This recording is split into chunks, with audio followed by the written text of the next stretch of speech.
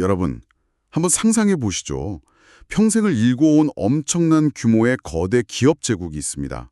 네, 어마어마한 재벌가네요. 맞아요.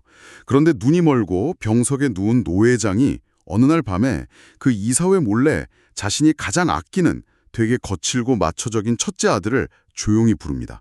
아, 후계자 지명하려고요? 그렇죠. 모든 경영권이랑 유산을 그 아들에게 막 싹 다 넘겨주려는 거죠. 그런데 문 밖에서 이 모든 상황을 몰래 엿듣고 있던 사모님은 속으로 완전히 다른 계획을 품고 있습니다. 야, 이거 완전 할리우드 스릴러 영화 도입부 아니에요? 그러니까요. 사모님은 자기가 밀고 있는 되게 치밀하고 조용한 둘째 아들을 회장실로 들여보낼 완벽한 위장 작전을 준비합니다. 우와, 흥미진진하네요. 근데 여러분, 오늘 저희가 본격적으로 파헤쳐볼 이 이야기는 막장 드라마나 영화 시놉시스가 아닙니다. 무려 4,000년 전에 쓰인 고대 문헌에 기록된 한 가족의 실제 이야기죠. 네, 오늘 우리가 탐구할 자료가 바로 류일호 목사의 해설 자료인 눈매 큐티에서 발췌한 내용이죠.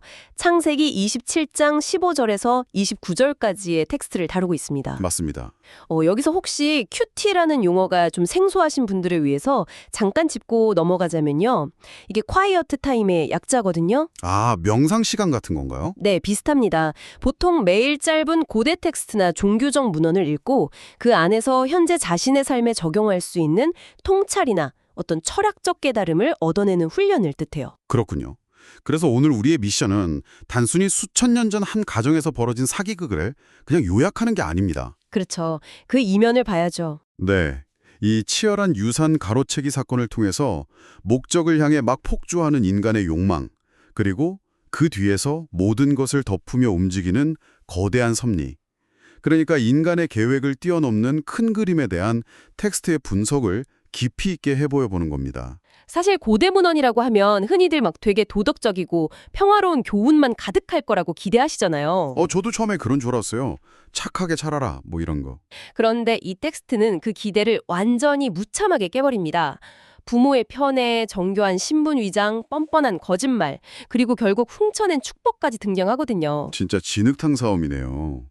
이 고대 텍스트가 오늘날 치열하게 목적을 위해 수단을 가리지 않고 달리는 우리에게 어떤 날카로운 통찰을 던져주는지 끝까지 따라와 주시기 바랍니다. 자, 그럼 이 엄청난 사기극이 도대체 왜 시작되었는지 그 동기부터 한번 파헤쳐 볼까요? 네, 모든 범죄에는 이유가 있는 법이니까요. 이 가족의 갈등을 제대로 이해하려면 시간을 좀 거슬러서 창세기 25장과 26장으로 가봐야 합니다. 배경 설명이 좀 필요하겠네요. 네, 아버지인 이삭은 60세라는 아주 늦은 나이에 쌍둥이 아들 에서와 야곱을 얻게 됩니다. 60세예요? 와, 되게 귀한 자식들이었겠어요. 엄청 귀했죠. 그런데 이 쌍둥이는 유전학적으로 의심이 될 만큼 태어날 때부터 진짜 극단적으로 달랐습니다. 외모부터 성향까지 완전히 극과 극이었죠. 제가 자료를 보니까 첫째에서는 태어날 때부터 몸이 막 붉고 털옷 같았다고 묘사되더라고요. 네, 맞아요. 되게 거칠었죠. 자라서는 아주 활동적인 사냥꾼이 되고요.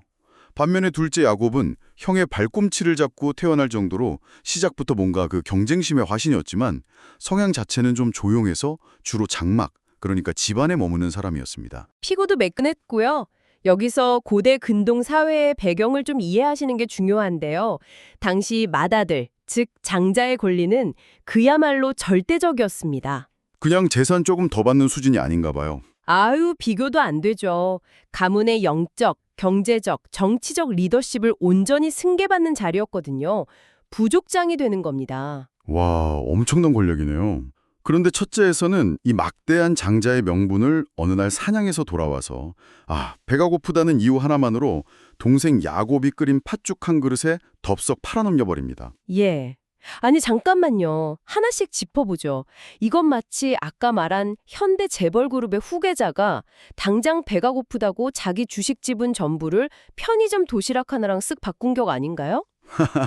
정확한 비유네요. 아무리 배가 고파도 그렇지 태도가 너무 극단적으로 가벼운 거 아니에요? 그래서 텍스트도 이를 두고 에서가 자신의 장자권을 되게 가볍게 여겼다고 명확히 평가합니다. 게다가 에서는 당시 부모가 원치 않던 이방 여인들과 막 결혼까지 해버리면서 집안에 엄청난 근심거리가 되거든요. 부모님 속을 아주 까맣게 태웠네요. 그런데도 아버지 이삭은 맏아들 에서를 끝까지 편애합니다. 아니 왜요? 그렇게 사고를 치는데. 왜냐하면 자기가 그 에서가 사냥해온 고기, 즉 별미를 먹는 걸 너무 즐겼기 때문이죠.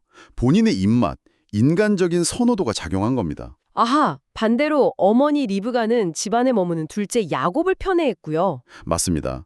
이 부부의 지독한 엇갈린 편애가 결국 가족 분개의 도화선이 되는 거죠. 하지만 여기서 판을 완전히 뒤흔드는 더 중요한 변수가 하나 등장하잖아요.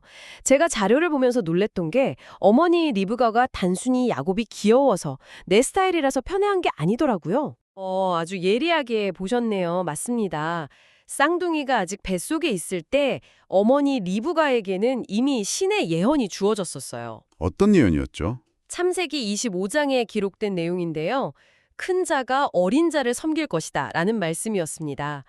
즉, 리브가는 애초에 이 가문의 리더십이 둘째 야곱에게 가야 한다는 어떤 거대한 계획, 섭리를 미리 알고 있었던 겁니다. 아, 그러니까 리브가 입장에서는 단순히 내가 좋아하는 아들한테 유산 몰아줘야지 이게 아니라 나는 지금 신의 계획이 엇나가지 않도록 똑바로 잡고 있는 거야 라고 나름대로의 자기 합리화를 했을 수도 있겠네요. 그렇죠. 반면에 아버지 이삭은 그 거대한 섭리보다 자기가 선호하는 마초적인 리더십, 당장 자기가 좋아하는 고기를 잡아오는 터프가이, 에서를 계속 고집했던 거고요. 와, 인간의 얄팍한 선호도가 그 신의 큰 계획이랑 정면으로 꽝 충돌하고 있는 상황이네요. 네, 바로 그 충돌 지점에서 역사적인 사기극이 촉발됩니다.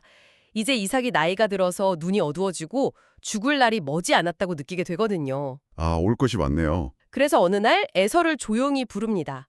사냥을 해서 별미를 만들어 오면 내가 죽기 전에 내 마음껏 네게 축복하겠다라고 선언을 해버리죠. 몰래 유산을 넘기려고요. 네, 그런데 이 은밀한 대화를 리브가가 문 밖에서 엿듣습니다.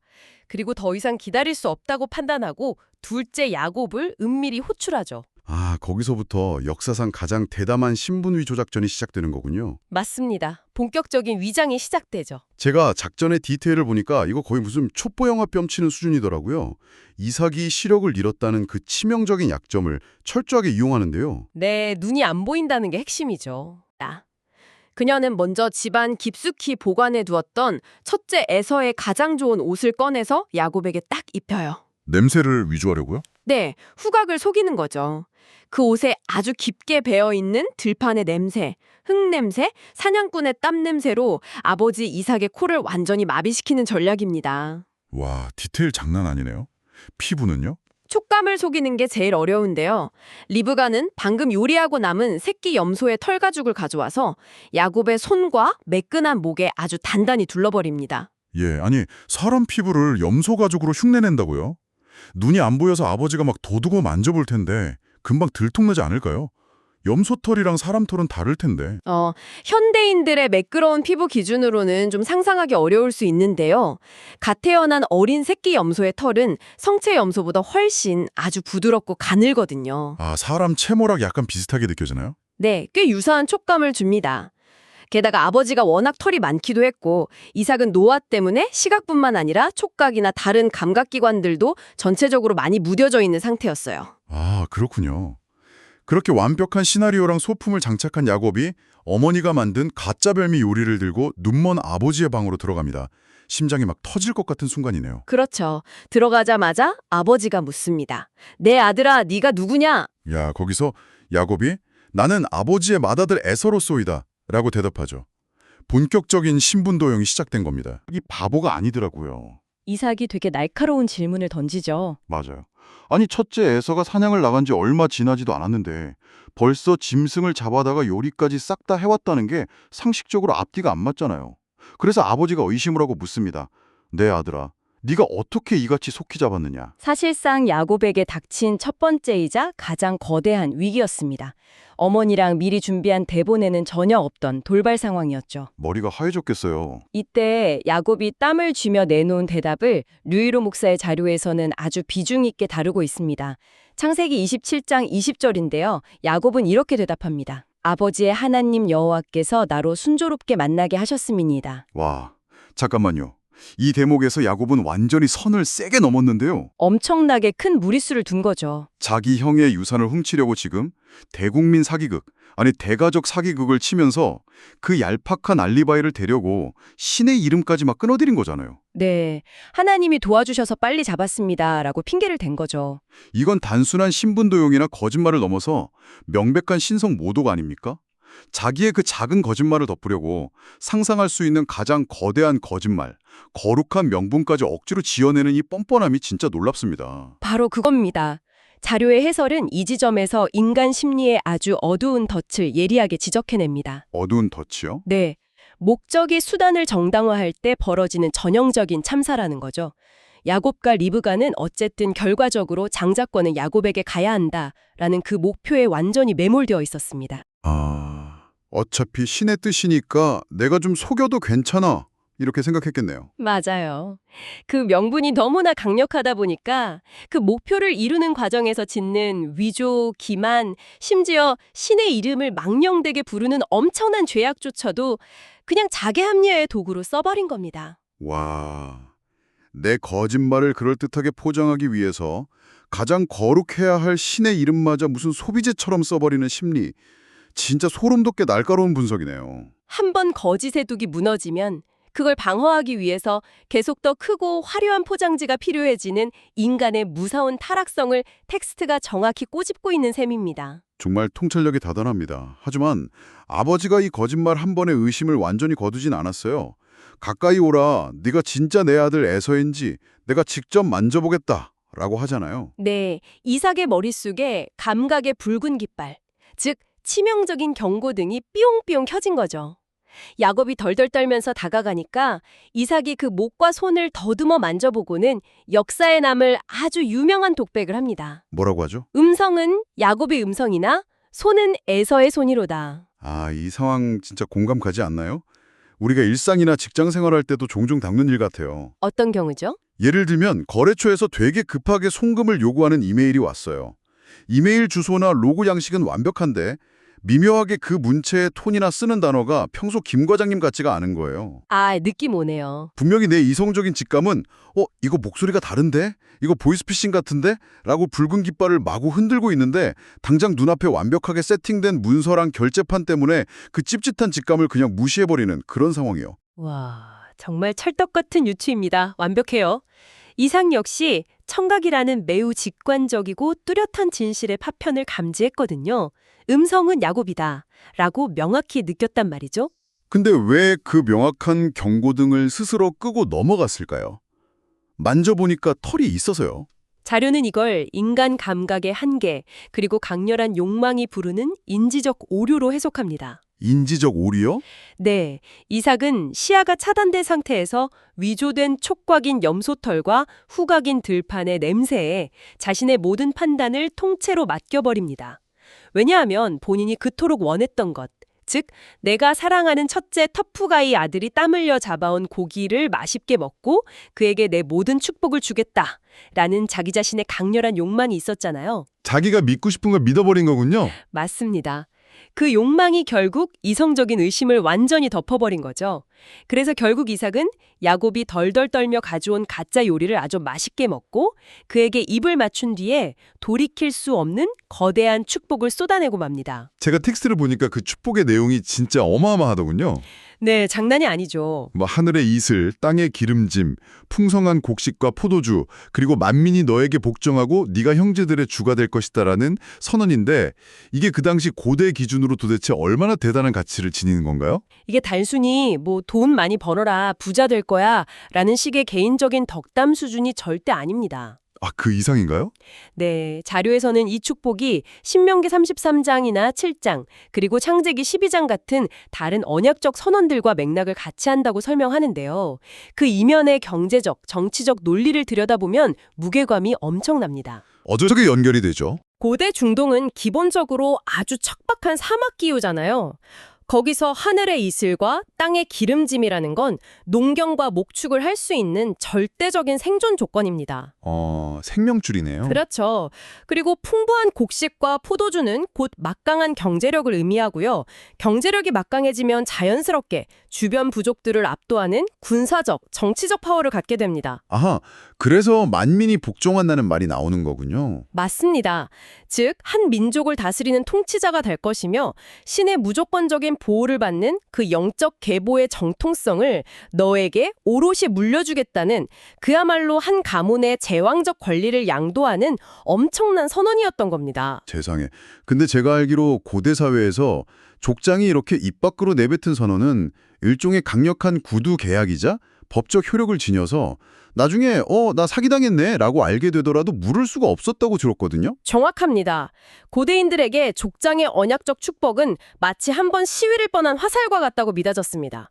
날아가는 중간에 허공에서 취소하거나 다시 주워 담을 수 없는 절대적인 힘을 가졌죠. 와, 끝났네요 그럼? 네, 결국 야곱은 어머니의 완벽한 기획과 자신의 뻔뻔하고 대담한 거짓말, 그리고 아버지 이삭의 치명적인 감각적 오류가 딱 맞물리면서 이 어마어마한 유산을 최종적으로 탈취하는 데 성공하게 됩니다. 이야, 결국 이 사기꾼 모자 콤비가 눈먼 아버지를 완벽하게 속이고 범죄를 성공시킨 셈이네요. 표면적으로는 그렇죠. 그런데 제가 이 자료를 읽다가 완전히 뒤통수를 팍 맞는 듯한 되게 모순적인 지점을 하나 발견했어요. 어떤 부분이죠? 이 사건을 훗날 신약성경 히브리서 11장 20절에서 평가하는 대목인데요. 이렇게 써 있더라고요. 믿음으로 이삭은 장차 있을 일에 대하여 야곱과 에서에게 축복하였으며. 아니, 전문가님 이거 말이 안 되지 않나요? 네, 되게 이상하게 들리죠. 아니, 완벽하게 보이싱을 당해서 자기가 원래 주려던 첫째 아들도 아닌 엉뚱한 둘째 아들한테 유산을 다 넘겨준 건데 이걸 어떻게 믿음으로 축복했다고 평가를 할 수가 있죠? 완전한 인지부조화 아닌가요? 호스트님이 지금 이 텍스트가 품고 있는 가장 심오한 신학적, 철학적 역설을 정확히 짚어내셨습니다. 아, 역설이요? 네, 자료의 분석에 따르면요. 이삭은 분명히 자신의 욕망에 눈이 멀어서 야곱의 얄팍한 사기에 속아 넘어가는 치명적인 실수를 저질렀습니다. 그건 팩트예요. 그렇죠. 명백한 실수죠. 하지만 시야를 확 넓혀서 아주 큰 그림에서 한번 결과를 볼까요? 이 엉뚱하게 주어진 축복의 결과는 놀랍게도 애초에 쌍둥이가 태어나기도 전에 리브가에게 주어졌던 신의 원래 계획과 정확하게 일치하게 됩니다. 아, 그 큰 자가 어린 자를 섬길 것이다라는 그 예언요? 네, 맞습니다. 아하. 그러니까 아버지는 자신의 인간적인 욕심대로 첫째를 선택하려고 막 고집을 부렸고 둘째 아들은 그걸 뺏으려고 막 사기를 치면서 가족끼리 엎치락뒤치락 진흙탕 난리를 쳤는데 난리를 쳤죠? 막상 다 끝나고 나서 결과값을 딱 열어보니까 원래 가야 할 정해진 방향대로 종착지에 도착해 있다는 뜻이군요. 바로 그겁니다. 자료는 에스겔 20장 5절 등을 인용하면서 이 거대한 섭리의 속성을 명확하게 설명합니다. 어떤 속성이죠? 섭리란 인간의 치명적인 실수, 엇갈림 편애, 심지어 그들이 치밀하게 조작해낸 거짓말조차도 그 거대한 흐름 속으로 다 흡수해버린다는 겁니다. 와, 다 흡수해버린다고요? 네, 흡수해서 기어코 원래 계획했던 목적지를 완성해내는 초월적인 방향성이라는 거죠. 따라서 이 축복이 유효한 이유는 야곱의 사기극이 되게 뛰어나서가 아닙니다. 리브가의 기획력이 좋아서도 아니고요. 네, 전혀 아닙니다. 애초에 신이 야곱을 선택했기 때문에 이루어진 것이죠. 인간의 눈으로 보기엔 그냥 한 가족의 속고 속이는 어설픈 촌극이지만 역사의 주관자 입장에서 줌아웃해서 보면 자신의 뜻이 인간의 한계를 뚫고 흔들림 없이 성취된 사건이라는 해석입니다. 야, 섭리라는 개념이 진짜 참 무섭고도 되게 압도적이네요. 네, 엄청난 스케일이죠. 하지만 잠깐만요. 여기서 아주 현실적이고 좀 위험한 질문이 하나 떠오르는데요. 네, 해보시죠. 그래요. 뭐 큰 계획이 결국 이루어진 건 알겠습니다. 근데 어쨌든 표면적으로 보면 야곱이 신성모독까지 해가면서 사기를 쳤고 결국 승리한 거잖아요. 축복도 두둑하게 챙겼고요. 네, 겉보기엔 승리자죠. 그럼 이 자료는 뭐 거짓말을 하든 사기를 치든 결국 큰 뜻만 이루면 그만이다. 목적이 수단을 정당화할 수 있다. 라는 메시지를 우리한테 주는 건가요? 만약에 거기서 결론을 내리셨다면 오늘 이 자료의 절반만 이해하신 겁니다. 아, 그런가요? 이 텍스트의 해설자는 독자들이 그런 오독을 하는 걸 막기 위해서 뒤에 숨겨진 아주 소름 돋는 인과응보의 장치를 예리하게 지적해냅니다. 아, 저 알아요. 저도 이 자료 읽으면서 여기서 진짜 막 소름이 쫙 돋았거든요. 아, 눈치채셨군요. 네, 야곱이 나중에 치러야 했던 그 혹독한 대가, 염소 가죽의 저주 말씀이시죠? 맞습니다. 진짜 기가 막히죠. 네, 이거 진짜 너무 잔인할 정도로 완붓한 수미상관이 느르고요. 여러분 잘 들어보세요. 야곱이 눈먼 아버지 이삭의 촉각을 속이기 위해서 목과 손에 둘렀던 결정적인 소품이 뭐였죠? 바로 새끼 염소의 털가죽이었죠. 그렇죠. 그런데 여기서 창세기 37장으로 넘어가면 수십 년의 세월이 흐른 뒤에 이제 자기도 나이가 들어서 족장이 된 야곱에게 아주 기가 막힌 사건이 벌어집니다. 자식들이 속을 썩이죠. 네, 야곱의 아들들이 아버지 야곱을 단체로 속이려고 작당을 하는데 그때 그들이 들판에서 무엇을 잡는지 아십니까? 숫 염소를 잡죠. 맞아요. 바로 염소를 잡습니다. 염소를 죽여서 그 피를 야곱이 가장 끔찍하게 편애하던 아들 요셉의 화려한 옷에 잔뜩 묻혀요. 그리고 그걸 야곱에게 가져가서 들짐승에게 찢겨 죽은 것처럼 완벽하게 위장해서 속입니다. 네, 자료가 아주 강하게 강조하는 대목이 바로 그 지점입니다. 야곱은 젊은 시절 눈먼 아버지를 염소 가죽으로 속여서 유산을 가로챘습니다. 네, 자기가 썼던 트릭이죠. 그리고 먼 훗날 자신 역시 똑같은 그 염소의 피에 완벽하게 속아 넘어가서 세상에서 가장 사랑하는 아들을 잃었다고 착각하며 무려 수십 년을 피눈물 속에서 살아갑니다. 와, 진짜. 자기가 젊은 날 쏘아올렸던 그 거짓의 화살이 긴 세월의 궤적을 돌아 정확히 자신의 심장 한가운데에 꽂혀버린 거죠. 이건 완벽한 카르마네요. 진짜 완벽한 인과응보입니다. 자기가 목적을 잃었다고 그때는 환호했겠지만 결국 그 거짓말의 씨앗이 자라나서 자기 인생을 송두리째 파괴하는 맹독이 되어버린 거군요. 그렇습니다. 그래서 이 자료의 진짜 핵심 결론은 이것입니다. 신의 거대한 섭리와 큰 뜻은 인간의 어리석음이나 얄팍한 거짓 속에서도 굳건하게 자신의 목적지를 향해 흘러갑니다. 네. 하지만 그것이 결코 인간이 과정에서 저지른 거짓과 속임수를 면책해준다는 뜻은 아니라는 겁니다. 죄는 죄라는 거네요. 맞아요. 목적을 이루는 과정 속에서 내가 저지른 불법과 기만의 대가는 오롯이 그 인간 자신의 몫으로 무겁게 돌아온다는 것. 결과를 내 마음대로 통제할 수 있다고 믿는 인간의 오만함에 대한 강력한 철학적 경고인 셈이죠. 거대한 섭리는 제갈길을 묵묵히 가지만 네가 긁은 속임수의 용수중은 시간이 걸리더라도 반드시 청구된다. 야, 진짜 서늘한 결론입니다. 자, 그럼 이 수천 년 전 가족의 막장 드라마가 지금 이 깊이 있는 탐구를 듣고 계신 청취자 여러분에게 도대체 어떤 의미를 던질까요? 각자의 삶에 비춰봐야겠죠. 맞습니다. 오늘 우리는 야곱의 되게 대담한 사기극과 이삭의 치명적인 오판을 아주 흥미진진하게 해부해 보았습니다. 하지만 이제 이 고대의 거울을 우리 자신의 삶으로 돌려볼 시간입니다. 네. 여러분은 어떠신가요?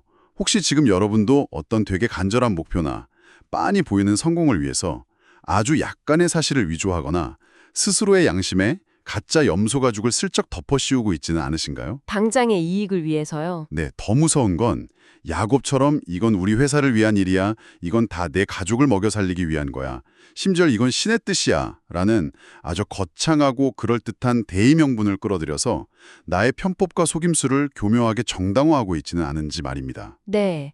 해설 자료가 우리에게 넌지시 던지는 성찰의 지점이 바로 그것입니다. 단기적인 목표, 당장 눈앞에 보이는 그 달콤한 유산을 얻기 위해서 과정의 진실성을 훼손한다면 어떻게 될까요? 부메랑이 되겠죠. 네, 결국 그 얄팍한 거짓은 먼 훗날 염소의 피가 되어서 아주 치명적인 부메랑으로 내 삶을 타격할 수 있다는 무서운 사실입니다. 오늘 우리는 아버지를 속이고 축복을 훔쳐낸 야곱, 그리고 자신의 욕망에 눈이 멀어서 감각마저 속아버린 이삭의 깊은 심연을 들여다보았습니다. 하지만 오늘 이 탐구를 마치면서 여러분이 일상으로 돌아가 혼자 조용히 생각해 보셨으면 하는 인물이 한 명 더 있습니다. 아, 그 인물이군요. 네, 바로 오늘 이야기의 가장 큰 피해자이자 아마 무대 뒤편에서 땅을 치며 억울하게 울부짖고 있을 첫째 에서입니다. 참 안타까운 인물이죠. 여러분, 한번 상상해 보십시오. 피를 나눈 내 친형제가 뻔뻔한 거짓말로 아버지의 유산과 내게 올 모든 축복을 전부 가로채 갔습니다. 씩씩거리며 분노해서 아버지를 찾아가 항의해 보시면 늙은 아버지는 이미 선언해버려서 어쩔 수가 없다, 되돌릴 수 없다 라고 무력하게 대답할 뿐입니다. 배신감이 엄청나겠네요. 평생을 얼굴 보고 함께 살아갈 이 가족은 과연 이 거대한 배신감과 깊은 상처를 훗날 회복할 수 있을까요? 내 눈앞의 이익을 위해서 한번 무참히 깨버린 신뢰의 대가는 도대체 내 주변 사람들의 삶에 어디까지 파괴적인 흔적을 남기게 될까요? 정말 묵직한 질문이네요. 여러분이 목적을 달성하기 위해 무심코 두른 그 털꺼죽이 누군가에게는 평생 치유되지 않는 깊은 절망이 될 수 있습니다. 여러분이 걷고 있는 그 삶의 과정은 지금 주변에 어떤 결과를 그리고 어떤 파편을 만들어내고 있는지 한 번쯤 깊이 생각해 보시길 바랍니다. 네, 과정의 무게를 잊지 말아야겠습니다. 이 묵직한 질문을 여러분의 몫으로 남겨두며 오늘의 탐구를 모두 마칩니다. 함께해 주셔서 감사합니다.